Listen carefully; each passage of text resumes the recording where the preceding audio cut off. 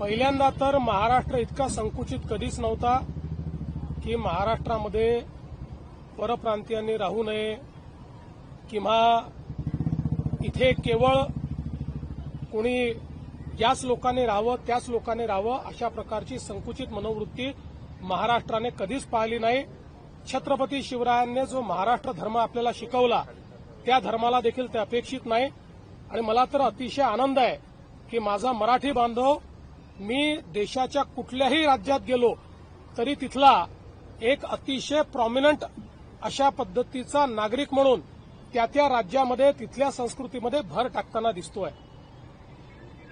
भाषेचा जिथपर्यंत प्रश्न आहे मला असं वाटतं की स्वभाषेचा अभिमान हा असलाच पाहिजे, मराठी भाषेचा अभिमान हा असलाच पाहिजे। महाराष्ट्रात राहणाऱ्या प्रत्येकाने मराठी भाषा शिकलीच पाहिजे आणि मला निश्चितपणे असं वाटतं की जे लोक या महाराष्ट्रात वास्तव्याला आहेत ते मराठी भाषा शिकण्याचा प्रयत्न करतील।